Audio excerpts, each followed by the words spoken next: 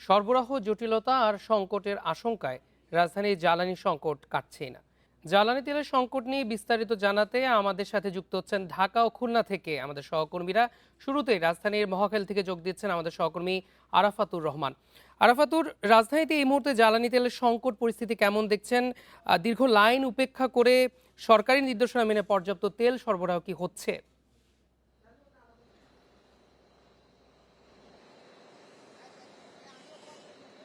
আচ্ছা, জ্বালানির কথা বললে অকটেন, ডিজেল এবং ন্যাচারাল গ্যাস যেটি ওইটার বিষয়টা আসে।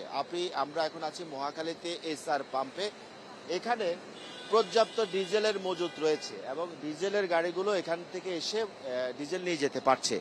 আমরা একটু আগে এই 2 মিনিট আগে একটি গাড়ি যেটি ময়মনসিংহের ঈশ্বরগঞ্জ যাবে এইরকম একটি গাড়িকে দেখেছিলাম, যারা 90 লিটার তেল তার আপ ডাউনে, অর্থাৎ ঢাকা থেকে ময়মনসিংহের ঈশ্বরগঞ্জ যেতে এবং আসতে 90 লিটার তেল লাগে।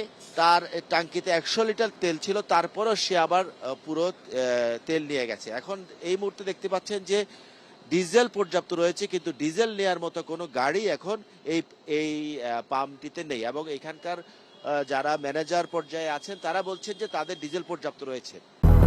200-র বেশি সার্ভিস ও ফিচারে লেনদেনের সব বিকাশ অ্যাপে সম্ভব।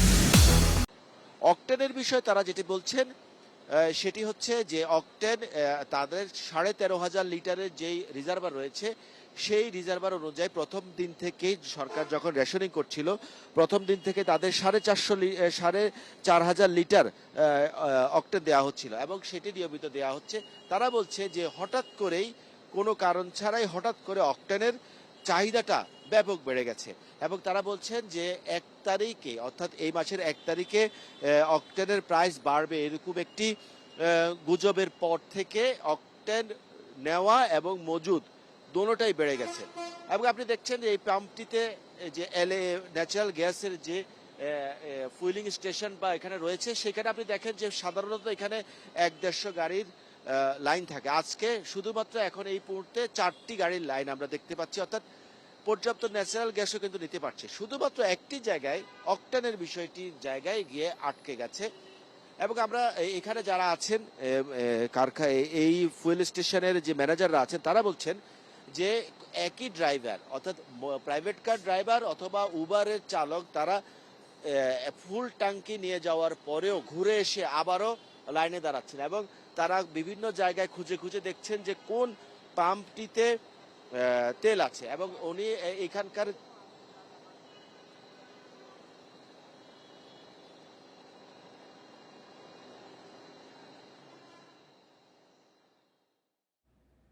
নিয়ে আমাদের সাথে যুক্ত থাকবেন আরাফাত। এবার আমরা খুলনা যাচ্ছি, সেখানে আমাদের সাথে যুক্ত হবেন AHM শামীমুজ্জামান। শামীমুজ্জামান, আমরা রাজধানী খবর জানছিলাম, রাজধানীর বাইরের পরিস্থিতি কেমন দেখছেন?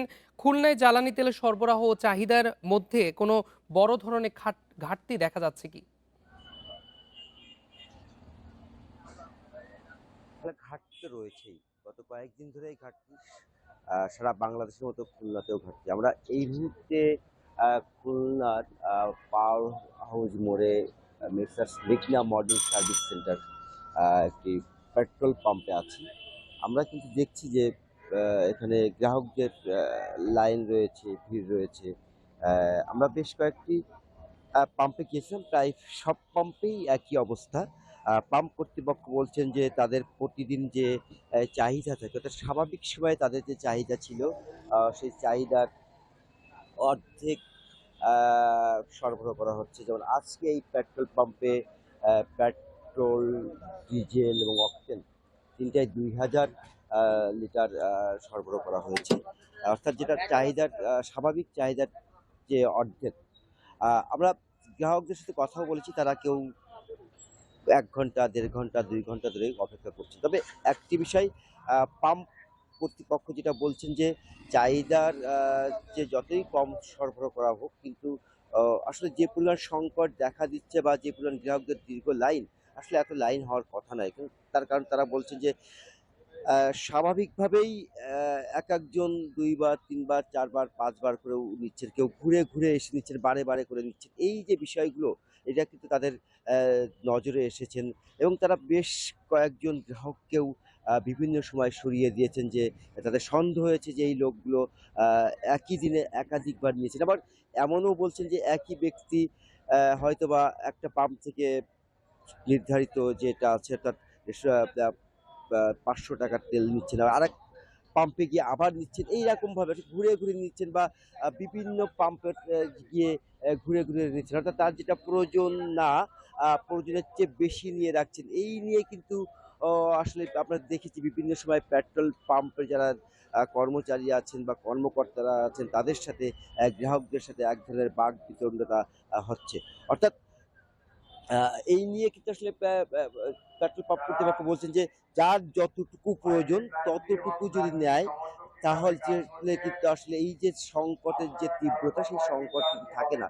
এইজন্য আসলে সকলেরই সচেতন হওয়ার কথা বলেছেন। এর পাশাপাশি আমরা কিন্তু গত কয়েকদিন ধরে দেখেছি যে যাতে শৃঙ্খলা থাকে, যাতে বিশৃঙ্খলা যাতে না হয় সেজন্য কিন্তু আসলে প্রশাসনের নজরদারিটাও কিন্তু আমরা দেখেছি। যে কারণে বাংলাদেশের বিভিন্ন জায়গায় যে সময় এই জ্বালানি তেল কিনা নিয়ে যে সময় বিশৃঙ্খলতা সংবাদ আমরা পাচ্ছি, সেই হিসেবে কিন্তু খুলনাতে কিন্তু আসলে আমরা তেমন বিশৃঙ্খলা সংবাদ আমরা পাই না। অর্থাৎ এই নিয়ে কিন্তু আসলে যেমন প্রশাসনের কিন্তু কঠোর নজরদারি কিন্তু আমরা গত কিছুদিন ধরে দেখেছি এবং প্রশাসন কিন্তু যাতে এই নিয়ে যাতে পরিবেশ সুষ্ঠু ও স্বাভাবিক থাকে এবং সকলেই যাতে আসলে তেল সরবরাহ যাতে জ্বালানি তেল সরবরাহ যাতে নিশ্চিত হয়, সেজন্য কিন্তু প্রশাসনের তৎপরতা কিন্তু আমরা দেখেছি।